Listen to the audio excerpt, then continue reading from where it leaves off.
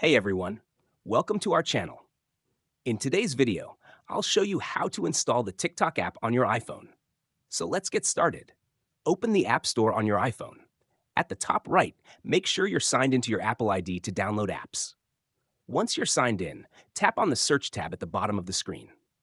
In the search bar, type TikTok and look for the official TikTok app. It should be the first result with the TikTok logo. If you see a Get button, tap on it.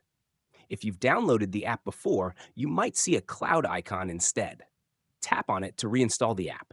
The app will start downloading.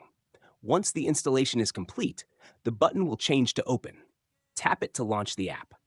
If you don't see TikTok on your home screen, swipe to the last page and check App Library under Recently Added. You can long press the app and tap Add to Home Screen to place it where you want. And that's it. You've successfully installed the TikTok app on your iPhone. If this video was helpful, don't forget to like and subscribe for more iPhone tips.